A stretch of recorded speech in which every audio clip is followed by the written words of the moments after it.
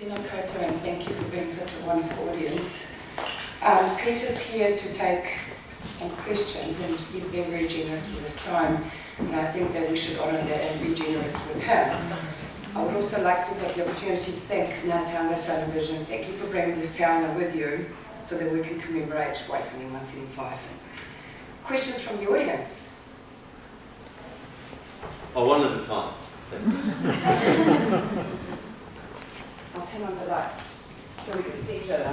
You know, 180 years ago, an alliance was formed between three iwi of Tāmaki, Ngāti Pātua, Ngāti Pawa, and Waikato. This alliance was referred to as a taumata, and it had an agenda and a strategy. The agenda was to create Pākehā settlement in Tāmaki. We got a missionary, built a home for him, a church on the coast, ships could see him, they'd all come. That was 180 years ago. Another part of the strategy, Lewiti of Ngāti Pātua went up to the north to persuade the Pākehā government to come to Tāmaki. 175 years ago, the treaty was brought to Tāmaki before the ink was dry. Having a missionary out there for 5 years, 5 years later we still only had a missionary out there. Signed the treaty, within 1 year, 1,000 Pākehā people were living in Auckland. Within 20 years, times that by many. But it worked. That alliance, formed 180 years ago, is represented at this museum by the taumata of this museum, which works with the board of the museum. This is since 1996, seen as a new way for the museum to operate with iwi and non-iwi, a partnership represented by the treaty and defined by the taumata a little bit earlier. So we have the chair of the museum, William Randall here, and we have our new deputy chair of the taumata here, Precious Clark. So our partnership is represented here. I just wanted to make that point. But you know, much reference was made to Te Puia and her efforts in 1940. Another thing happened there then as well, and that 75 years ago, Second World War. Waitangi Day 75 years ago, well, I guess it was at this time, 200 men were on a train heading up to Waitangi. They'd come from Featherston, they'd been in training camp for the military for several weeks. They were Māori men, they'd come from all over Aotearoa.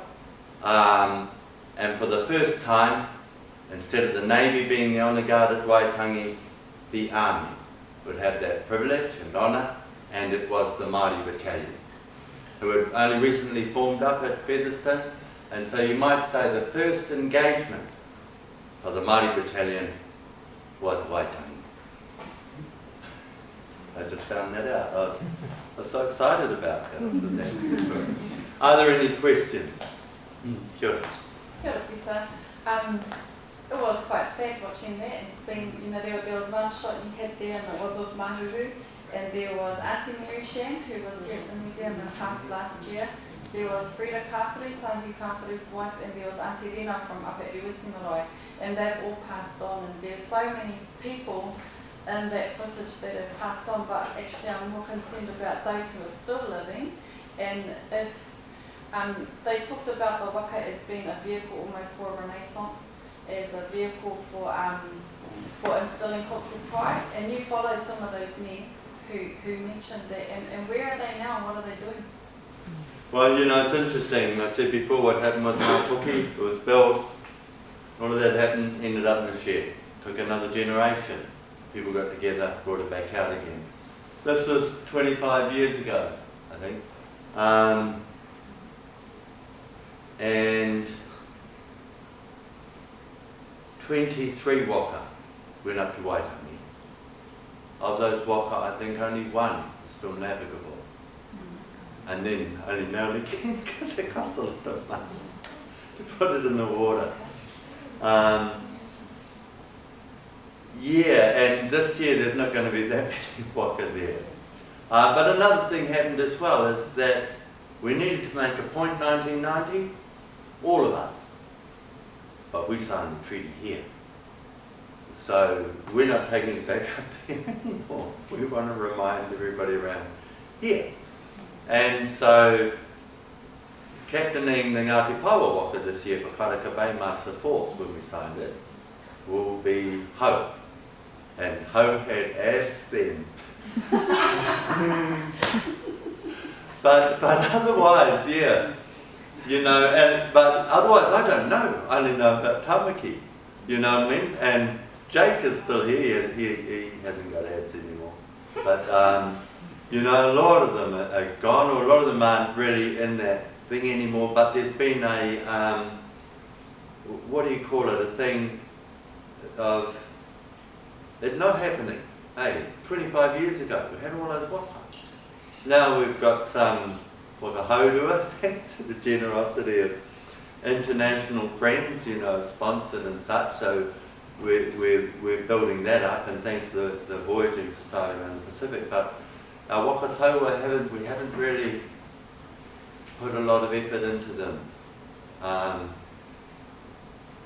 and I don't know the answer. Because we would assume that, you know, from what the film says, that the Waka is a catalyst for, you know, building their self-determination inside those of us who didn't have it at the time. And, you know, all those young fellas in that film, talking about our whāmanāretanga and those sorts of things, you assume that in the 25 years since they grasped that themselves, you know, loud and proud to be Māori, that it carried on for their children and their motos, etc. So somebody needs to go out there and document that evidence, how we fared from that experience.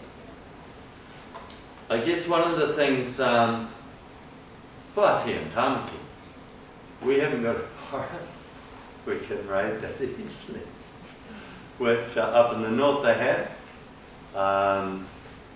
and in Purua, and then of course down the coast. But even then, logistically, it's hugely expensive. None of them are close anymore. They're all in deep forests, getting out of that deep forest. There's another film, actually this is really important for the Museum for Sound and Vision.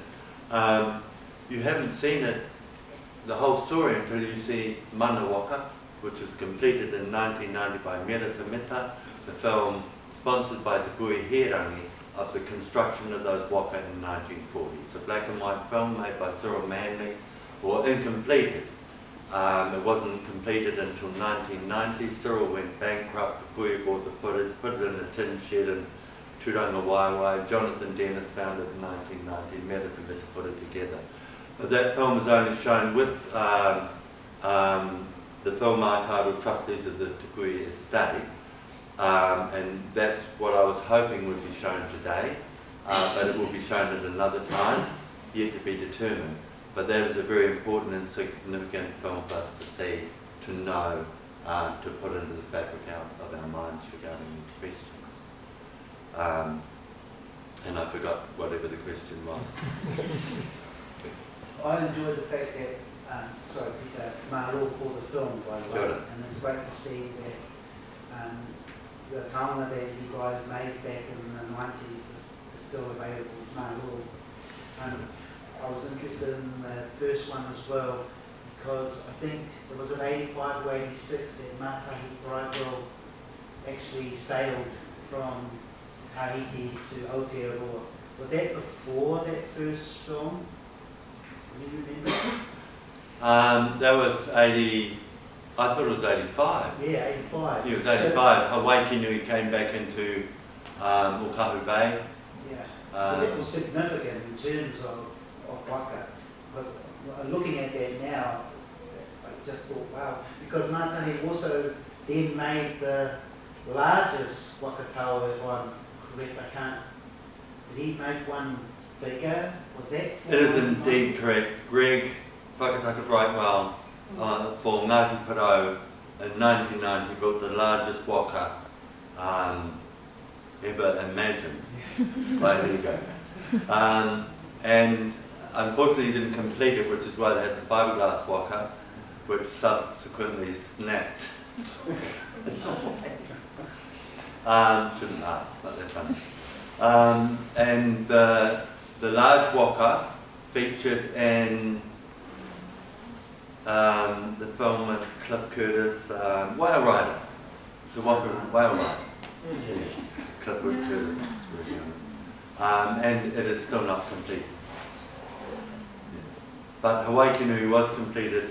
Started here, started in Pahia Tua, trees from Tuhoi, and the logs taken to Tahiti, completed there, lashed, fitted, and sailed on a return voyage from Tahiti to Rarotonga to Aotearoa in 1985. And so we're sort of just building up a little bit of chronology here from the 70s, restoring one Waka, there being one Waka Taonga on the water. 1985, and that Waka took, I think we felled the trees in 1978. So it took a long time to get there, and then it made its voyage back and then sailed back up to Tahiti. And then of course Orelia in 1982, Ek Busby's Waka, which, and then that's grown. And we have a recent voyager here, just returned from Sydney, Tēnā koe e Ahoa. I do know of a Waka Tiwai that's going to be constructed up in Waipoa soon. So that, and that's part of acknowledging the resources that are around us and reutilising them in ways that we can share. But what strikes me about this is that 25 years ago there was, 1990 was this huge time of Māori pride and assertion of our mana Māori, and there's a lot of things that have happened that are worth celebrating since then. But now we've got a much more international platform that we're playing on with the voyaging Waka coming in, which is something to celebrate. But the other side of that, which I know is a huge point of tomorrow's activities up in Waitangi, is the protesting against the stat oil drilling and the deep sea drilling that's happening in our one. And it just strikes me that it's interesting that the one is this kind of force that continues to be a place for us to be fighting for and reasserting our mana.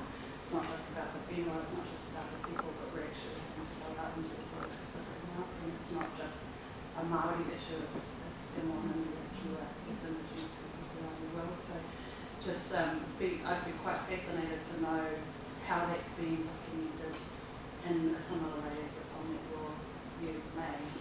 I don't know if you know of anyone that's doing a film about that type of thing, that just watching something like that that captures history and time, it'd be quite fascinating to have somebody do something similar scope at this point in time. It's just Kia ora. Yeah, no, thank you for the observations. One of the factors that's influencing that is the formatting of television, that we have to fit it into a format, and so events are covered by format television rather than one-off documentary filmmakers who are pursuing an idea and want to say something, clearly with it. And so we're getting a lot of coverage of significant events that aren't being crafted in a way to say anything or to identify what is being said, and then to deliver that to an audience. So we've kind of lost something there, because both of these films were made independently, really because the filmmakers thought they were important, rather than because they were part of a television format. And so when they were screened in formats that were perhaps described as graveyard shift or something like that. They weren't necessarily mainstream because they weren't your format television. And so I know that Zipu Media from Kaitaia are doing live broadcasts from Waitangi tomorrow, so you can actually tune in online and watch what's going on at Waitangi. So it's for those of us that want to. yeah. Just a question, was that shot on 16mm and double system? Yeah, 16mm Nagra. Those were the days. I didn't understand digital, still don't. But yes, it's nice. Yeah, great colour, great shot, by the way. Yeah, and the early one, when I was bit watching, that was 16mm news stock from TNT. New stuff. So I'm going to close this Yep. because we have a cup of tea and we're mindful of the time. But before I do, I also want to be a little bit greedy and ask you one last question. The Waka is being sort of described as the future, as unity, as the journey into the future. I guess in terms of the treaty, whether you see the future of that unity and that partnership. And my second question, because I'm ultimately so greedy, a lot of people talk about the change and that inspiration and the change in them going through that journey. You, as the maker of the film, obviously you were there as well. Did you feel the change too? Filmmaking is really, it's really telling lies, really. That unity there is totally fabricated. There wasn't unity on that beach amongst us. We were ready to kill each other. Probably still are. But, you know, so as a filmmaker, you have to think what's important to say. And you capture what you need to say, what you wanted to say. I wanted to say that. I want us to believe that. And if we do believe it, we'll think it's real. And we won't want to kill each other. Yeah, so there's a role the filmmaker has in there on influencing the way we think about what we've done and what we're going to do. And it's my belief we should be as manipulative and as powerful as we can in using that one. So, I can't remember the other questions, so I'm going to sit down. So, just join me in thanking Peter, just as a gesture from the Taonga. Oh, thank you.